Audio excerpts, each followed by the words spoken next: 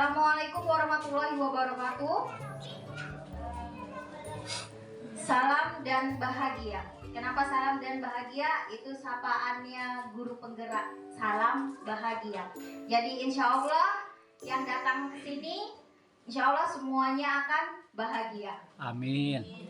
Ya, Bapak Ibu, saya mendapat tugas sebagai seorang calon guru penggerak, yaitu saya diharuskan untuk melakukan pengimbasan materi tentang materi modul 1.4. Pada modul 1.4 adalah budaya positif. Ya.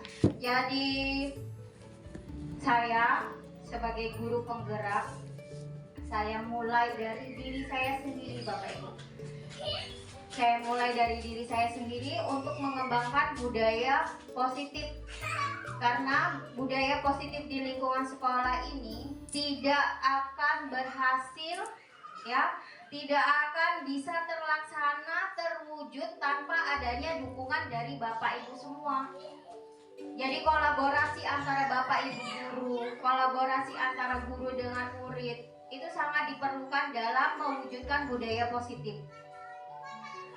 Kemudian kalau ini tujuan saya melakukan pengimbasan ini, memahami konsep pendidikan menurut Ki Hajar Dewantara.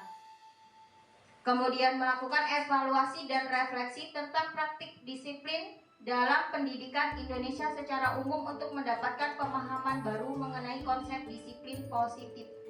Jadi yang dibentuk dalam budaya positif ini adalah nanti disiplin positif. Disiplin dalam arti bukan kita melakukan ada peraturan, ya, kemudian siswa melanggarnya. Yang kita ingat, disiplin itu pasti dalam benak kita itu melakukan sesuatu peraturan yang sudah ditentukan, ya. Itu dalam benak kita kalau disiplin. Nggak tahu kalau dalam benak Ibu gimana kalau disiplin itu, ya. Disiplin waktu pasti, ya. Kemudian disiplin kalau ada tugas mengerjakan tugas. Itu dalam pikiran kita tentang disiplin. Sebelum masuk ke apa itu disiplin, ini ada filosofi pemikiran Ki Hajar Dewantara.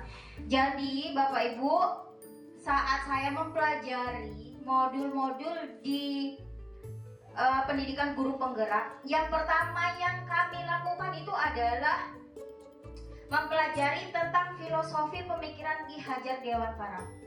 Jadi pendidikan menurut Ki Hajar Dewantara adalah memberi tuntunan terhadap segala kekuatan kodrat yang ada pada anak-anak agar sebagai manusia dan sebagai masyarakat itu mencapai keselamatan dan kebahagiaan setinggi-tingginya. Yang dapat saya petik, ya, dari pemikiran Ki Hajar Dewantara, Bapak Ibu, kita sebagai pendidik itu kita ini bertindaknya itu menuntun siswa, Bapak Ibu. Nuntun itu gimana sih, Bapak Ibu? Nah, gandeng ini ya, nih. Ini tangan kita nih. Nih. Nuntun anak kecil. Anak kecil itu mau ke sana. Awas nak, ada lubang. Ya. Anak ini mau pergi kemana sih? Ya. Anak ini dilahirkan di dunia ini sudah bawa kodrat. Ya, sudah bawa keunikan, sudah bawa bakat, dan sudah bawa minat. Jadi tugas kita itu adalah menuntunnya, bukan menuntut, Bapak Ibu. Yang selama ini, ya, saya sebelum ikut guru penggerak ini, Bapak Ibu, tapi udah saya ini ya, udah saya kurangin. Pemikiran saya sudah mulai terbuka, sudah mulai nyadarin.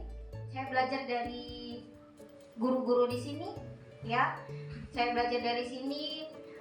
Ada hal yang saya lihat Pak Kosin ketika menghadapi siswa yang bermasalah, dengan sabar, ya, dengan sabar dia menghadapinya. Jadi mulai dari sekarang saya udah dari diri saya sendiri, saya banyak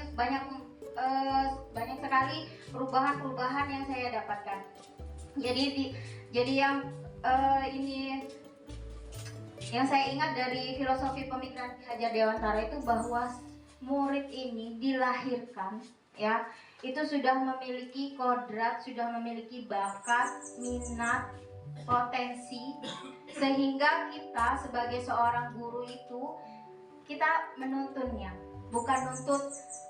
Nggak bisa loh Bapak Ibu kita siswa kita dengan kemampuan yang memang dia punya bakat di bidang olahraga ya, dia sangat senang dengan pelajaran olahraga. Kalau nggak saya sendiri bahasa Indonesia ya, bahasa Indonesia itu kan materinya macam-macam, ada puisi, ada cerpen, kemudian ada drama. Nah mungkin siswa ini ada minat sendiri, dia lebih senang ke puisi, ada yang lebih senang ke drama. Jadi saya nggak bisa nuntut ke siswanya harus, nah kamu harus pandai drama, harus pandai materi puisi, seperti itu. Jadi kita ke ini ya bukan nuntut tapi menuntun siswa. Ini ada pertanyaan pemantik Bapak Ibu ya, ada pertanyaan pemantik tentang yang pertama, hukuman setuju atau tidak Bapak Ibu ya, hukuman dapat mendisiplinkan anak. Setuju. Setuju? Setuju. Atau ada yang nggak setuju?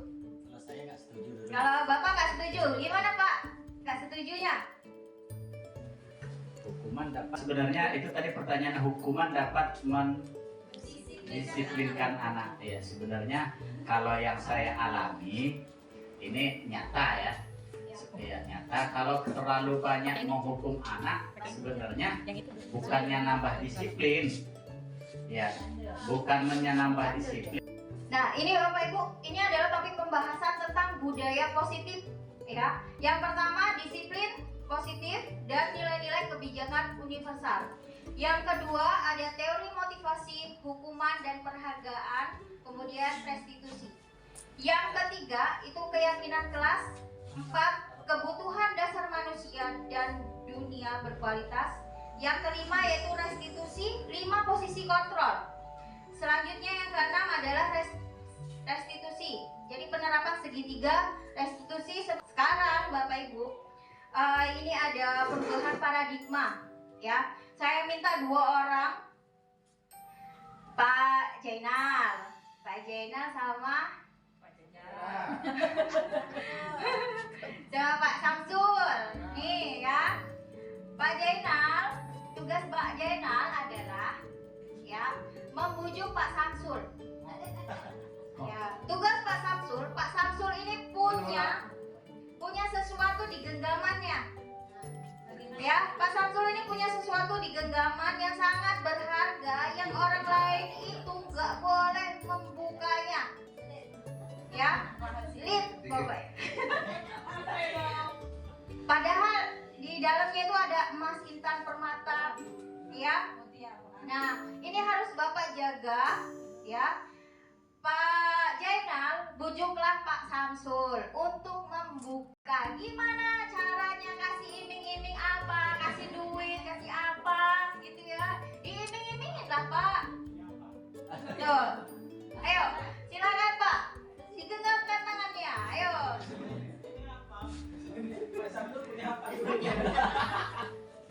Saya dong Pak. Apa ini? Buka. Pak, suruh buka. Wah, dibuka. Nah, bawahnya jangan dibuka. Dibujuk Pak, dibujuk.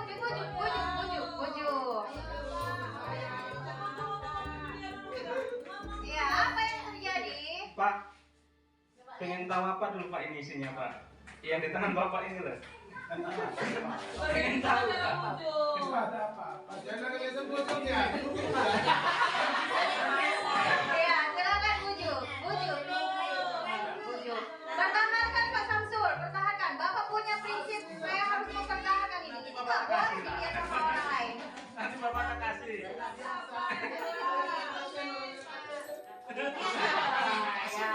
ada kasihan saya kasih aja. Padahal saya belum ngasih apa-apa Bu, ini udah Ya, dikasih. tadi kan dibujuk. Ya. Oke. Udah Pak, silakan kembali ke tempatnya. Itu sayang itu. Tuh. Jadi yang terjadi adalah Pak Samsul ini buka, udah mempertahankan, dibujuk sama si Jainal ya, ternyata dibuka. Jadi ada tentang perubahan paradigma kepala tangan ini Bapak Ibu. Nih paradigma teori kontrol tentang ilusi kontrol. Yang pertama, ilusi guru mengontrol murid. Ya, ilusi guru mengontrol murid. Jadi Bapak Ibu, kalau Bapak Ibu berpikir bahwa saya sebagai seorang guru dapat mengontrol murid, itu adalah ilusi. Yang terjadi sama Pak Samsul, ya, Pak Samsul membuka kepalan tangan itu atas kehendak siapa? Kehendak siapa Pak? Nah, kehendak dia, padahal udah dibujuk-bujuk. Ya, itu. Jadi apa yang dilakukan sama Pak Samsul, ya, dia ngasih buka kepalan tangan, atau mungkin Pak Samsul bertahan itu karena kontrol diri dia sendiri. Jadi kalau kita hubungkan dengan pendidikan, guru mengontrol murid itu adalah ilusi. Yang kedua, ilusi bahwa kritik dan membuat orang merasa bersalah dapat menguatkan karakter. Kemudian, ilusi bahwa semua penguatan positif efektif dan bermanfaat. Seperti tadi, beri hukuman ke siswa. Ya, itu akan beri penghargaan kepada siswa. Itu akan menguatkan karakter, akan menguatkan positif efektif dan bermanfaat. Kemudian ilusi bahwa orang dewasa memiliki hak untuk memaksa. Ini yang kita lakukan. Jangankan sama murid ya, sama anak sendiri aja kita memaksakan. Ya, kita memaksakan sama anak. Jadi Bapak Ibu, materi ini ya tentang disiplin positif, budaya positif ini nggak hanya bisa kita terapkan di sekolah Bapak Ibu, tapi di kehidupan kita di rumah sehari-hari pun kita bisa menerapkan tentang disiplin positif. Ini ada paradigma stimulus respon teori kontrol. Ya, stimulus responnya kita mencoba mengubah orang agar berpandangan sama dengan kita. Nah, ini yang sering kita lakukan. Teori kontrolnya, ya. Kalau stimulus respon itu berarti ilusinya. Kemudian teori kontrolnya yang sesungguhnya itu kita berusaha memahami pandangan orang lain tentang dunia. Jadi kalau siswa itu ada yang bermasalah, ya pasti kita sudah nunjuk, kamu ini salah, ya kamu ini melakukan kesalahan, kamu bertengkar sama siswa, sama temennya, tanpa kita memandang bahwa orang siswa ini punya pemikiran, punya tujuan mengapa melakukan kesalahan itu. Ada perilaku selanjutnya, stimulus responnya itu perilaku buruk dilihat sebagai suatu kesalahan. Nah, ini semua perilaku memiliki tujuan. Selanjutnya, ini ada bagian tentang disiplin positif, ya, itu teori kontrolnya dari Dr. William Glasser. Ada tidak Anda, kita nih ya, kita tidak bisa mengontrol orang lain, hanya saya sendiri, hanya Anda yang bisa mengontrol diri Anda. Jadi kita ini nggak bisa Bapak Ibu mengontrol diri siswa, hanya diri kita lah yang bisa mengontrol diri kita sendiri. Jadi kalau Bapak Ibu berpikiran siswa dikasih hukuman, ya besoknya jerat terus melakukan hal yang baik, itu karena ada kontrol diri dalam diri siswa itu. Kita ini hanya memberikan motivasi eksternal, ya, sedangkan yang nanti akan kita bangun itu adalah motivasi internalnya. Tuh, ini ada makna disiplin Bapak Ibu. Makna disiplin. Belajar kontrol diri dengan menggali potensi kita agar tercapai tujuan mulia, yaitu sesuatu menjadi seseorang yang kita inginkan berdasarkan nilai-nilai yang kita hargai. Semua perilaku itu memiliki tujuan ya Bapak Ibu. Ini ada teori motivasi. Yang pertama yaitu kenapa sih orang itu ya punya motivasi dalam dirinya. Yang pertama yaitu motivasi ekstrinsik. Ya, jadi motivasi itu ada dua, ada motivasi ekstrinsik dan motivasi intrinsik. Dari X yang dari luar itu karena apa? Karena siswa ini mau menghindari yang namanya hukuman. Yang kedua, untuk mendapatkan imbalan. Ya, kalau ngerjain PR, ngerjain tugas nanti kan dapat imbalan, nilainya bagus. Kemudian yang mau kita tanam, yang mau kita bentuk itu adalah motivasi intrinsik dari siswa itu. Ini untuk menghargai diri sendiri. Jadi mengapa dia melakukan ini? Karena dia ingin menghargai diri sendiri. Selanjutnya ada nilai-nilai kebijakan universal dan keyakinan kelas. Nah, ini udah saya terapkan. Ya, saya nggak bisa Bapak Ibu kalau saya itu menerapkan bayangan saya tadinya ya Bapak Ibu ya. Saya pengen nerapin budaya positif ini untuk satu sekolah. Ya, dari yang besar dulu mimpi saya ternyata. Kemudian saya refleksi diri, saya sadari bahwa melakukan sesuatu itu harus dari yang terkecil dulu Bapak Ibu. Dari diri saya sendiri. Kemudian saya nggak mampu ngajak semua siswa, tapi saya ajak satu orang siswa dulu. Ya, dari yang terkecil dulu.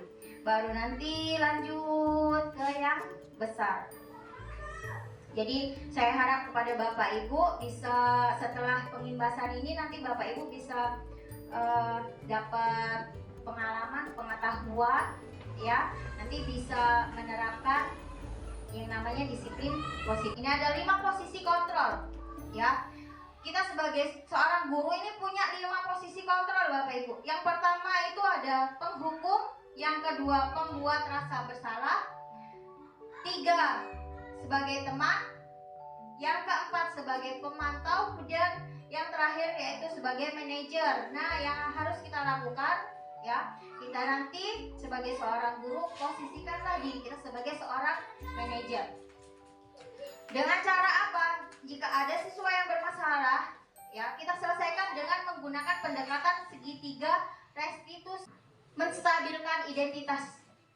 Ya, menstabilkan identitas, kemudian validasi tindakan, yang ketiga baru menanyakan keyakinan. Kualitas hubungan kita berbeda, kita berusaha memahami pandangan orang lain tentang dunia. Setiap orang memiliki gambaran yang berbeda. Jadi orang itu ya, kita ini punya 5 kebutuhan dasar yang harus dipenuhi. Yang pertama yaitu bertahan hidup. Yang kedua penguasaan, ketiga kasih sayang dan rasa diterima. Yang ketiga kesenangan, dan yang terakhir ini kebebasan. Ini ada makna kata disiplin ya. Berasal dari bahasa Latin yaitu disiplina. Artinya belajar.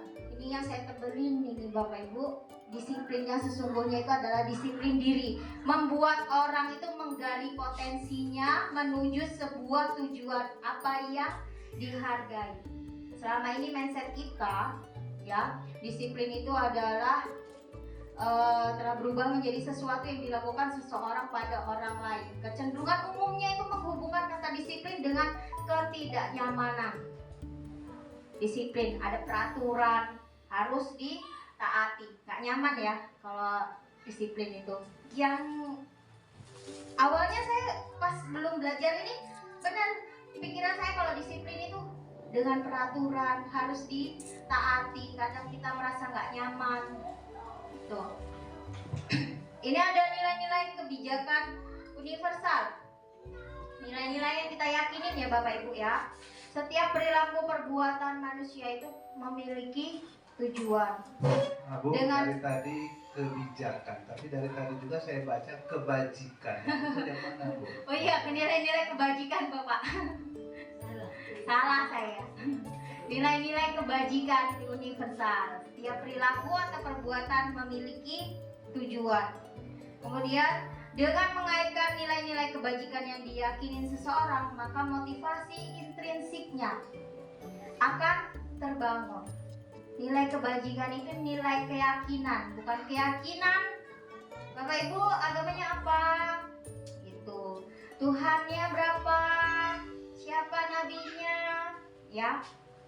Keyakinan sesuatu yang misalnya gini.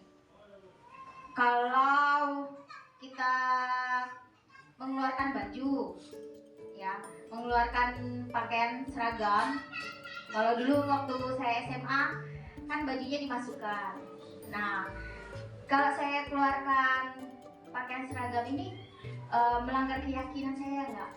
Jadi keyakinan saya itu kalau baju dimasukkan itu dia terlihat rapi, ya. Keyakinan Bapak Ibu kalau pakai sepatu. Nah, kalau pakai sepatu keyakinannya apa? Untuk melindungi kaki, ya. Kalau Bapak Ibu nggak pakai sepatu, misalnya anak-anak nggak pakai sepatu lari-lari di lapangan, ya, itu nggak pakai sepatu berarti kan udah melanggar keyakinan dia. Melanggar nilai-nilai kebajikan universal. Selanjutnya ini ada teori motivasi, hukuman, dan penghargaan. Kemudian ada restitusi. Ini teori motivasi perilaku manusia. Motivasi eksternal, ya, motivasi eksternalnya, motivasi yang dari luar.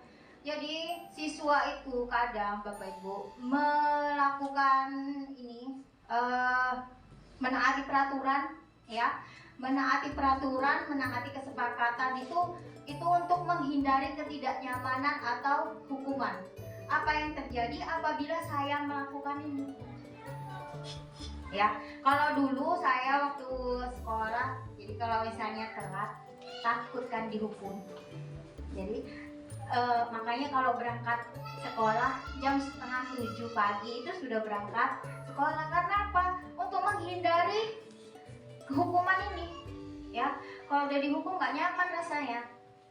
Yang kedua, untuk mendapatkan imbalan dari orang lain, ya. Apa yang akan saya dapatkan apabila saya melakukan ini? Motivasi eksternal. Contohnya tadi Bapak Ibu, saya nyuruh anak beli aqua gelas, ya, dengan sikap mereka, saya aja Bu, saya aja Bu, saya aja Bu. Karena dia tahu setiap saya suruh itu, ya, dengan rasa bahagia, ya, saya kasih ini nak untuk kamu beli es, ya. Jadi dia ada imbalan ini. Jadi motivasinya nggak dari dalam diri. Oh, saya mau bantu guru, itu enggak. Ya, kan ada imbalan, benar. Saya pulangin palu, anak-anak saya suruh pinjam palu, terus saya kasih palu. Nah, ini nanti palunya kamu pulangin ya ke tempatnya Mbak Tati dengan berat hati dia, ya, dengan berat hati. Dengan berat hati. Jadi motivasi eksternal untuk mendapatkan imbalan. Selanjutnya ada motivasi internal. Tujuan disiplin positifnya itu untuk menghargai diri sendiri. Jadi siswa itu Bapak Ibu melakukan sesuatu itu untuk menghargai diri sendiri, ya. Kayak saya ini terima jadi PNS, ya. Saya melakukan tanggung jawab. Kalau saya nggak masuk, ya, kalau saya nggak masuk, anak-anak saya nanti gimana? Kasihan, ketinggalan pelajaran, ya. Dari mana motivasi itu Bapak Ibu? Dari diri saya sendiri. Bukan karena saya ini takut dihukum, ya, biar saya dapat imbalan. Nyatanya Pak Jaja nggak pernah ngasih imbalan kan? Negara sudah. Imbalannya itu dari negara. Lebih besar Pak ya. Lebih besar, iya. Makanya banyak yang berlomba-lomba jadi PNS itu kan. Iya, tuh. Jadi motivasi eksternal dari dalam diri sendiri itu. Itu karena saya ingin menghargai diri saya sendiri. Saya ingin menjadi orang yang bertanggung jawab. Selanjutnya, ini ada arti kata merdeka. Merdeka menurut Ki Hajar Dewantara. Artinya tidak hanya terlepas dari perintah, akan tetapi juga cakap buat memerintah diri sendiri. Apa ya Bapak Ibu ya? Ini kira-kira dari kata-kata ini. Merdeka itu artinya tidak hanya terlepas dari perintah, akan tetapi juga cakap buat memerintah diri sendiri. Iya, bukan paksaan. Saya mau sendiri, saya merintah diri saya sendiri. Ya. Ini apa itu restitusi? Ya, tadi udah ada motivasi, sekarang restitusi.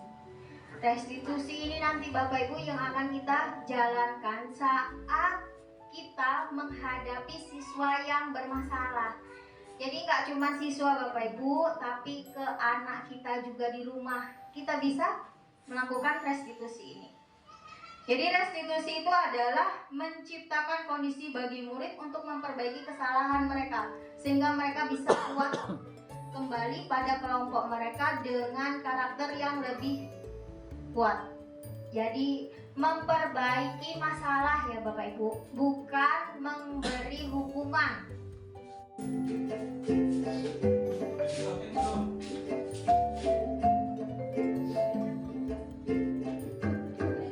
Baik Bapak Ibu, ini adalah contoh studi kasus ya. Kasus pertama, jadi penerapan segitiga restitusi. Ini saya terapkan pada murid-murid kita sendiri. Yang pertama yaitu menstabilkan identitas. Jadi langkah segitiga restitusi untuk menyelesaikan permasalahan itu yang pertama yaitu menstabilkan identitas.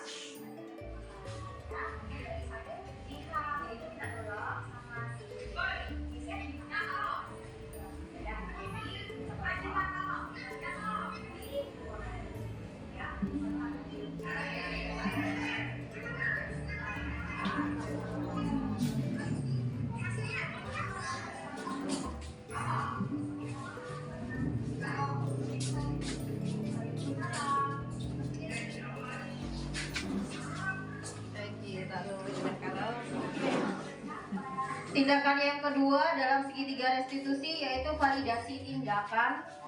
Jadi Yesi sama Indah ini bertengkar di dalam kelas, mereka saling adu, saling mengejek. Kemudian Indah ini laporan dengan saya, ya, karena saya nggak bisa memvalidasi tindakan Indah saja, jadi saya harus bertanya sama pihak keduanya, Yesi juga.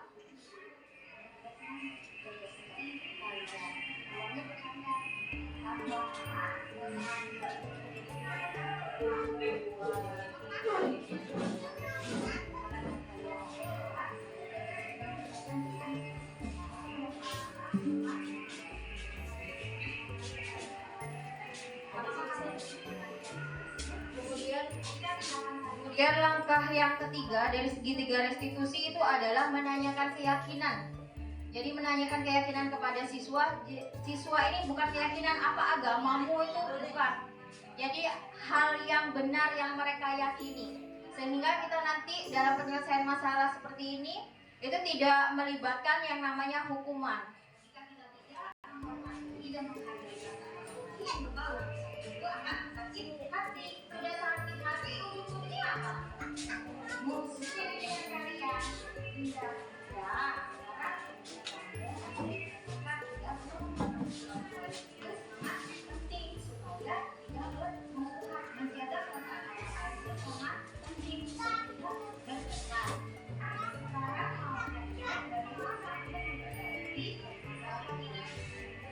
Jadi langkah selanjutnya itu kita tanya ke siswa, cari solusi dari permasalahannya.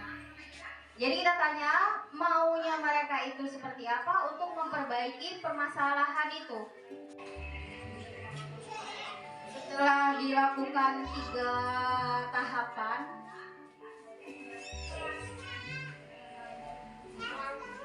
Ini akhirnya siswa kembali bermain bersama. Yang kasus kedua yang benar-benar real terjadi. Jadi pada jam istirahat ada siswa, ya, dia melepaskan pakaiannya. Jadi dia melepaskan pakaian, kemudian saya panggil masuk ke dalam kantor. Langkah yang pertama yaitu menstabilkan identitas. Jadi ditanya apa, mereka kan nanti akan curhat permasalahan mereka. Yang kedua, validasi tindakan kesalahan mereka. Setelah dia tahu tindakan kesalahannya, ya Bapak Ibu ya, dia tahu tindakan kesalahannya, dia berusaha untuk memperbaikinya.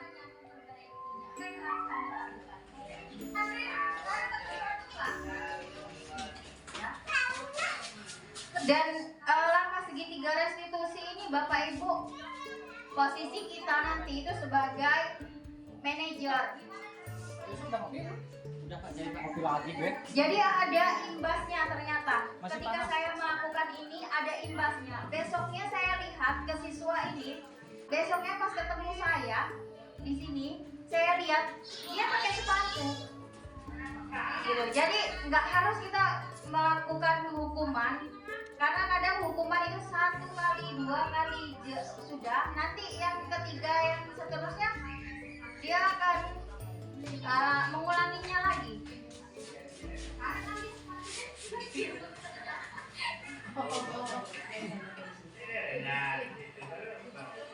Ya, ini adalah contoh studi kasus untuk diselesaikan dengan langkah-langkah segitiga restitusi. Baik Bapak Ibu, ini sudah berkumpul semua ya. Untuk menerapkan budaya positif, Bapak Ibu, hal yang bisa kita lakukan yaitu dengan cara membuat keyakinan kelas. Jadi kenapa bukan kesepakatan, bukan peraturan ya? Jadi gini, kalau kesepakatan, ya, peraturan dan kesepakatan, nanti ini ada, kalau dilanggar itu ada konsekuensinya. Ya, kalau kesepakatan itu kalau dilanggar, peraturan dilanggar itu ada konsekuensinya. Ada hukuman. Nanti ada perbedaan antara hukuman dengan konsekuensi. Apa kira-kira Bapak Ibu? Perbedaan antara hukuman dan konsekuensi. Kayak sama aja ya. Tapi ada yang beda. Hukuman itu dilakukannya itu secara dia nggak ada peraturan, nggak ada kesepakatan, jadi langsung tunjuk aja. Nah, kamu melanggar ini, saya hukum lari 100 kali gitu ya. Misalnya lari keliling lapangan 5 kali. Nah, itu hukuman. Jadi secara spontan. Tapi kalau konsekuensi itu memang sudah di kayak ada undang-undangnya, ada pasalnya ya. Tuh, itu konsekuensi. Jadi yang kita lakukan itu untuk menerapkan budaya positif itu adalah keyakinan kelas dulu. Buat keyakinan kelas. Bisa dilihat di kelas 8A. Ya, itu saya mulai terapkan, mulai lakukan. Buat pelaksanaannya ini berat, ya. Keyakinan kelasnya sudah dibuat, tapi pelaksanaannya sangat berat, dan itu butuh kerjasama semua pihak, butuh kerjasama dari siswa, dari Bapak Ibu guru juga. Nih, mengapa tidak peraturan saja? Mengapa harus keyakinan? Ya, untuk mendukung motivasi intrinsik, kembali ke nilai-nilai keyakinan, lalu menggerakkan seseorang dibandingkan mengikuti serangkaian peraturan. Ini contoh yang namanya keyakinan kelas Bapak Ibu. Contoh keyakinan kelas. Ini ada kesepakatan kelas ya. Kami guru dan murid yang saling menyayangi. Kami murid yang semangat belajar. Kami murid yang peduli dengan teman-teman. Jadi nggak pakai yang namanya kalimat negatif, ya. Tidak pakai tidak, jangan buang sampah sembarangan. Itu tidak. Jadi pakai kalimat positif. Nih, datang tepat waktu, mengucapkan salam.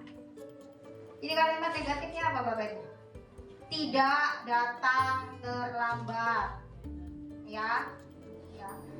Harus mengucapkan salam. Tidak nih. Tuh. Ini contoh kegiatan pendalaman keyakinan kelas. Ada yang terdengar, terlihat. Ini keyakinan kelas nih Bapak Ibu. Keyakinan kelas tentang rasa hormat. Ya. Kami meyakini bahwa sangat penting untuk menghormati semua orang lain dan barang milik orang lain. Jadi kalau misalnya ada anak ini yang saling ejek-ngejek, ya, kita tanyakan keyakinan mereka. Saling mengejek. Ini, kami meyakini bahwa sangat penting untuk menghormati. Nah, apa sih keyakinan kamu tentang rasa hormat? Dia jawab, tentang rasa hormat ya Bu ya. Saya meyakini bahwa sangat penting untuk menghormati semua orang dan barang milik orang lain. Jadi kalau kamu tadi itu saling mengejek, itu melanggar keyakinan kamu tidak, Nak? Iya, Bu. Itu. Contoh peraturan, selalu kembalikan buku ke tempatnya. Keyakinan kelasnya yaitu tanggung jawab. Nih, hadir di sekolah 15 menit sebelum pembelajaran dimulai. Keyakinan kelasnya menghormati orang lain dan berkomitmen. Komitmen nih, hadir ya. Nih, ini ada tentang penghargaan ya Bapak Ibu ya. Sama seperti hukuman tadi. Jadi penghargaan ini adalah pengaruhnya itu jangka pendek dan jangka panjang. Penghargaan itu menghukum ternyata Bapak Ibu. Penghargaan itu menghukum, kemudian penghargaan itu mengurangi ketepatan, penghargaan itu tidak efektif, penghargaan itu merusak hubungan. Kemudian penghargaan itu menurunkan kualitas, penghargaan itu mematikan kualitas, penghargaan itu mengurangi motivasi intrinsik. Ini saya kasih contoh kalau yang ini, penghargaan merusak hubungan. Ya, jadi penghargaan itu merusak hubungan. Contohnya gini, anak ini ada anak misalnya dia melakukan kebaikan, dikasih penghargaan, ini Nak kamu dikasih permen. Nah besoknya ada lagi, saya ngeliat loh ibu itu tadi anak ini ada yang melakukan kebaikan, ya, kemudian dikasih penghargaan, dikasih permen, saya mau melakukan itulah, ya. Jadi kalau misalnya kita nggak bawa permen, ya akhirnya kamu nyalahin sama temennya, merusak hubungan baik kan ya. Jadi nggak ada rasa percaya. Wah ibu itu kelihatan banget pilih kasih, ya itu. Jadi penghargaan itu merusak hubungan. Jadi memang benar, ini seperti sebuah teori, tapi kalau kita jalanin, berat benar ini. Ya, tapi paradigmanya kalau penghargaan ini ya Bapak Ibu ya. Jadi kalau dilakukan secara terus-menerus dalam jangka panjang ini, jadi ada paradigma dihukum oleh penghargaan. Tapi memang saya pernah sih ngalamin itu, pernah ngalamin dihukum sama penghargaan. Jadi nilai saya waktu SMP ya, saya dapat nilai nih ya, dapat peringkat 1. Nanti kayak saya berleha-leha lagi gitu ya.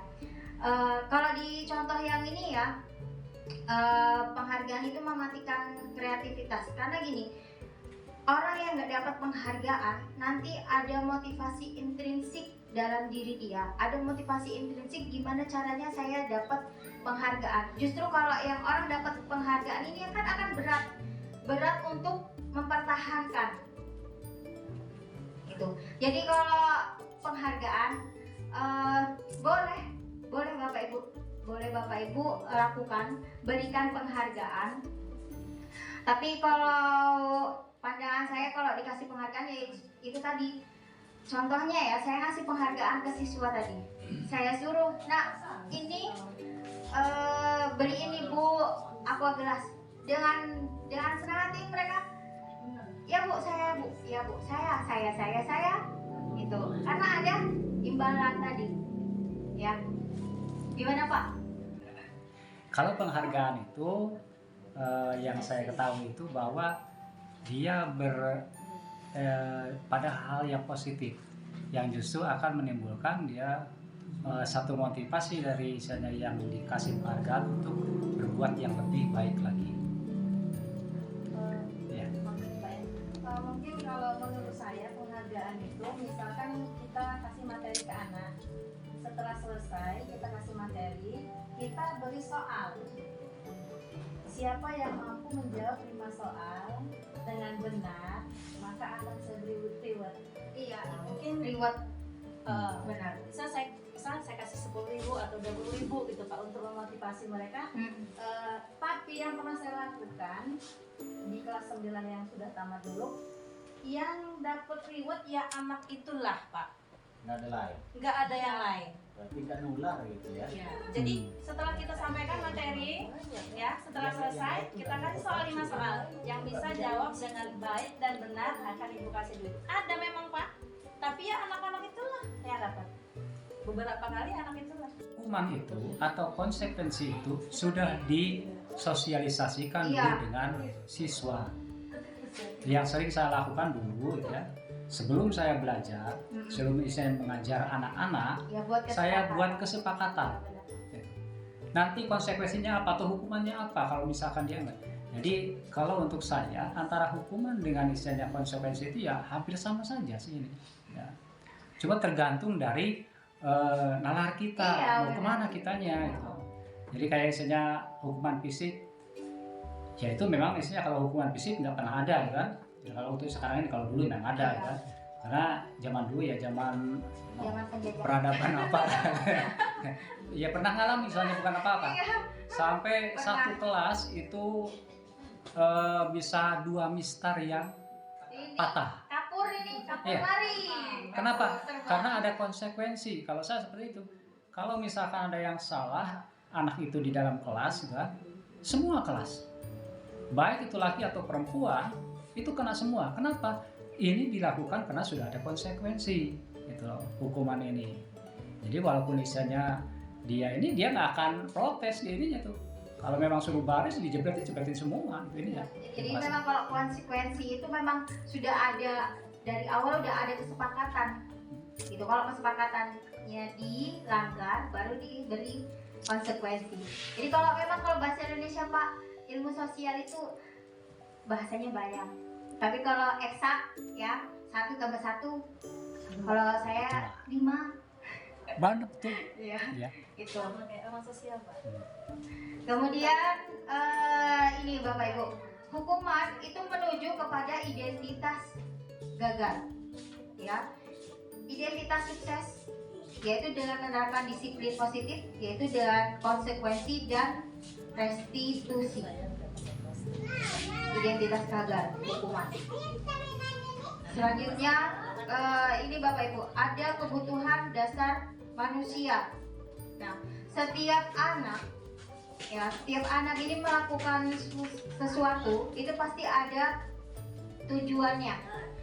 Tujuannya itu untuk apa sih? Untuk memenuhi kebutuhan dasarnya. Yang pertama yaitu kasih sayang dan rasa diterima. Yang kedua itu penguasaan. Yang ketiga kesenangan. Dan yang terakhir itu kebebasan. Ada juga untuk bertahan hidup. Bapak Ibu, yang saya alamin di kelas, ya, yang benar-benar saya alamin di kelas itu, saya menerapkan budaya positif itu saya ambil 1 orang nih. Contohnya adalah Indah. Ya, Indah ini memang benar-benar saya posisikan diri saya sebagai seorang pengamat.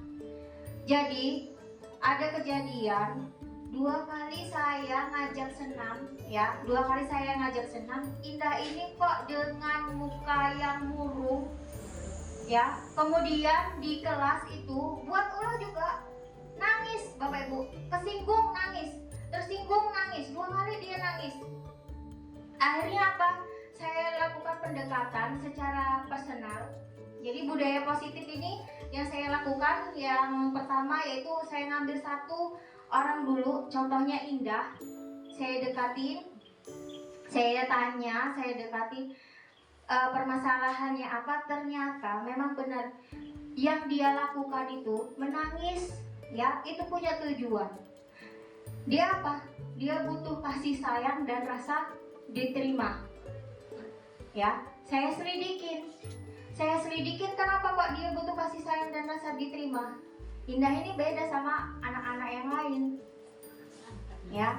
Indah ini berbeda sama anak-anak yang lain. Kalau anak-anak yang lain dilahirkan, dirawat, dibesarkan sama orang tua kandungnya, sedangkan Indah tidak.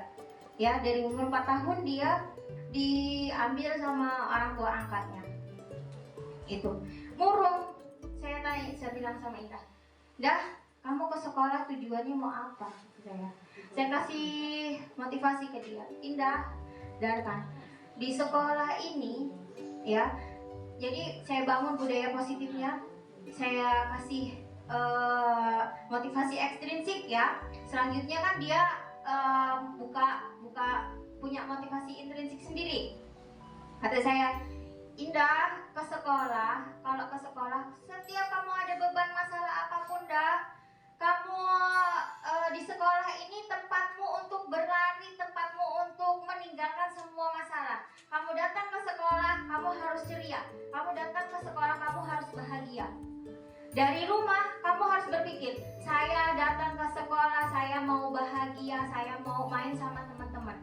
Dan alhamdulillah, ya, sekarang saya melihat perubahan sama Indah.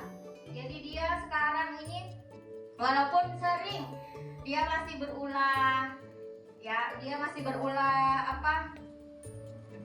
jahilin teman-temannya, ya, jahilin teman-temannya karena dia itu butuh rasa diterima, butuh perhatian dari teman-temannya. Memang dia punya ada rasa kesenangan kalau dia jahil sama temannya, saya senang. Itu. Alhamdulillahnya Indah ini sekarang datang ke sekolah dengan hati yang bahagia. Ya, saya amatin dia sudah mulai kalau datang, kadang dia akhirnya deket-deketin saya. Gitu. Ini kebutuhan dasar manusia. Selanjutnya ini yang posisi kontrol, ya Bapak Ibu, ya. Jadi ada 5 posisi kontrol yang kita miliki. Yang pertama yaitu ada sebagai teman, ya. Yang pertama itu sebagai penghukum, ya. Kemudian ada yang sebagai teman, tadi di awal udah ada. Nih, ada pembuat rasa bersalah, ya. Ada sebagai penghukum, sebagai teman, sebagai pemantau, dan sebagai manajer. Yang harus kita lakukan, Bapak Ibu, kita ini sebagai manajer posisinya. Kalau kita menghadapi siswa yang bermasalah dengan menggunakan pendekatan apa? Menggunakan pendekatan segitiga restitusi. Ya, segitiga restitusi. Yang pertama yaitu menstabilkan identitas. Itu membuat anak merasa gagal karena berbuat salah menjadi positif terhadap dirinya. Jadi dengerin aja Bapak Ibu. Bapak Ibu dengerin anak-anak ini ketika dia ngadu, dengerin aja dulu. Ya, didengerin. Kemudian nanti sudah, itu kan langkah kita untuk menstabilkan identitas. Baru setelah itu kita lakukan validasi tindakan, validasi kebutuhan. Itu membantu siswa mengenali basic need atau kebutuhan yang ingin dipenuhi ketika melakukan kesalahan. Jadi saya ini saat dia melakukan kesalahan, dengerin aja ceritanya, ya. Baru kita validasi tindakannya. Benar apa salah tindakan yang dilakukan itu. Yang terakhir yaitu menanyakan keyakinan. ya. Mungkin ini saja Bapak Ibu yang materi yang saya sampaikan. Saya mohon maaf karena sangat banyak, sampai benar jam 1 materinya disampaikan. Baik, terima kasih Bapak Ibu atas kehadirannya. Saya minta maaf kalau misalnya dalam penyampaian saya tadi ada yang hal-hal yang menyinggung hati Bapak Ibu, ya. Saya mohon maaf.